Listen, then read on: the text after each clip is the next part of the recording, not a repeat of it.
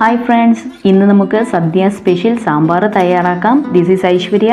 Welcome to Taste with Ice. സാമ്പാറിന് ആവശ്യമായ vegetables എല്ലാം ഒന്ന് ക്ലീൻ ചെയ്ത് കട്ട് ചെയ്ത് വെക്കാം.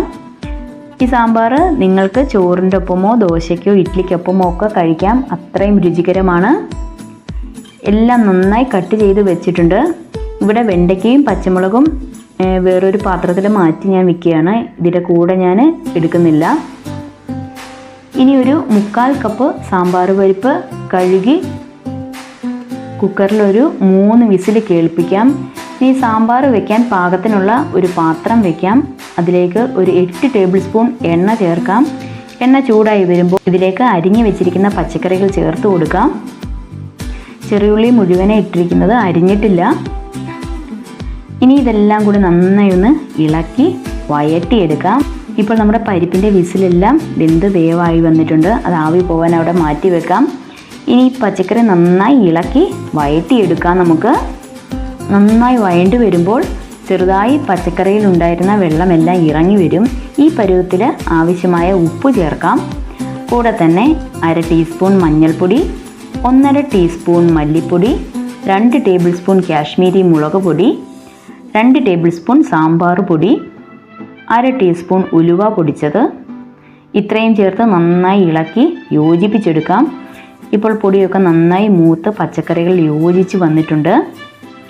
ഇനി വേവിച്ച സാമ്പാർ പരിപ്പ് വെള്ളവും കൂടി ഉള്ളതാണ്. അതും കൂടെ ചേർത്ത് നമുക്ക് ഇതിനകത്തേക്ക് ഒഴിക്കാം.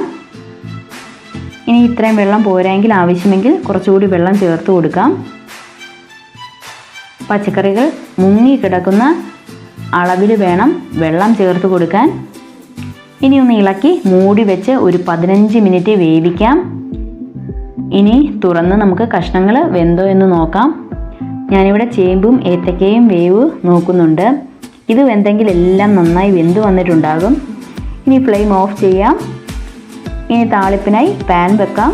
ഇതിലേക്ക് 3 ടേബിൾ സ്പൂൺ എണ്ണ ചേർക്കാം. ചൂടായി വരുമ്പോൾ 1/4 ടീസ്പൂൺ കടുക് ചേർക്കാം. കൂടെ തന്നെ 4 അല്ലി ചെറിയുള്ളി ചെറുതായി അരിഞ്ഞത്, 5 വറ്റൽമുളകും അരിഞ്ഞ് മാറ്റി വെച്ചിരിക്കുന്ന വെണ്ടയ്ക്കായും ചേർത്ത് നന്നായി ഒന്ന് വഴറ്റി കൊടുക്കാം. വെണ്ടയ്ക്കയെല്ലാം ഇപ്പം നന്നായിട്ടൊന്ന് വാടി വന്നിട്ടുണ്ട്. ഈ സമയം പച്ചമുളക് കട്ട് ചെയ്ത് വെച്ചിരിക്കുന്നത് ചേർത്ത് കൊടുക്കാം. കൂടെ തന്നെ 2 തണ്ട് കറിവേപ്പിലയും ചേർക്കാം. ഇനി ഇത് നന്നായി ഒന്ന് ഇളക്കി കൊടുക്കാം. മൂത്ത് വരുമ്പോൾ ഫ്ലെയിം ഓഫ് ചെയ്ത് വെക്കാം. ഇനി നമുക്ക് സാമ്പാറിലേക്ക് 1 ടീസ്പൂൺ ശർക്കര പൊടിച്ചതും 1 ടീസ്പൂൺ കായപ്പൊടിയും ചേർത്ത് നന്നായി ഇളക്കി യോജിപ്പിക്കാം. ഇപ്പോൾ ഉപ്പൊക്കെ പാകമാണോ എന്ന് നോക്കണം. ഇനി താളിപ്പ് ചേർത്ത് കൊടുക്കാം.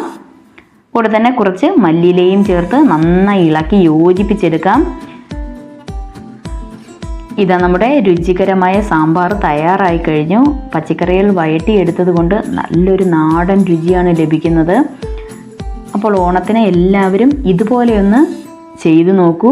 കൂടെ അഭിപ്രായവും അറിയിക്കൂ. വീഡിയോ ഇഷ്ടമായാൽ ലൈക്ക് ചെയ്യൂ. ചാനൽ സബ്സ്ക്രൈബ് ചെയ്യാനും മറക്കരുതേ. അപ്പോൾ പുതിയൊരു റെസിപ്പിയുമായി വീണ്ടും കാണാം. അതുവരെ ബായ്.